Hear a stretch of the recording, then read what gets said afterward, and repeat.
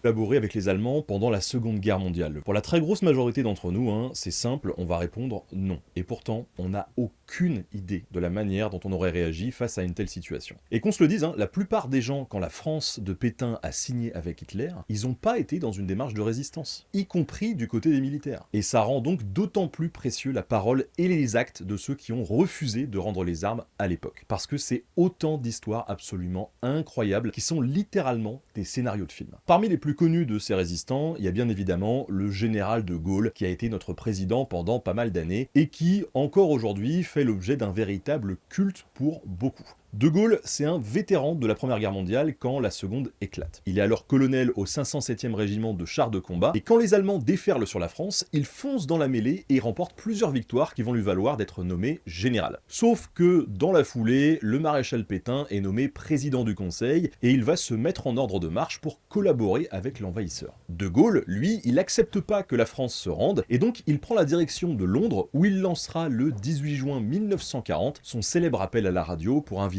tous les Français à continuer le combat. C'est le début de ce qu'on appelle la France libre, et vraiment ça va être la croix et la bannière pour De Gaulle, parce que non seulement il n'est pas si connu à l'époque, mais en plus personne ne croit réellement en sa capacité à réformer des troupes qui pourront combattre. Et pourtant, on le sait aujourd'hui, il va y arriver le De Gaulle. Et son histoire, comme celle de milliers de résistants et de résistantes, valait le coup qu'on l'adapte à l'écran. C'est ce qu'a fait le réalisateur Antonin Baudry dans son nouveau film La bataille de Gaulle. Et pour info, c'est lui qui a réalisé Le Chant du Loup, que j'avais beaucoup aimé. Et là, j'ai vu le premier film, hein, parce qu'il y en aura deux, et vraiment, j'ai adoré aussi. Parce que ce film, c'est à la fois un film de guerre, un thriller politique, un drame, une comédie aussi parfois, hein, quand on voit l'attitude de Gaulle et à quel point il galère pour tenter de convaincre les gens de le suivre. Et je suis pas un grand spécialiste du général de Gaulle, hein, il y a plein de trucs que je ne savais pas, mais que j'ai appris dans le film, alors que j'ai beaucoup travaillé sur le sujet de la résistance. Ça joue bien, il y a d'ailleurs un très très gros casting, et il se passe tellement de trucs qu'honnêtement j'ai pas vu le temps passer, et ça fait du bien de voir un film de ce genre qui a été réalisé par des Français et pas par des Américains, parce que souvent on est un petit peu effacé de l'histoire, alors qu'il s'est passé des trucs absolument incroyables côté français.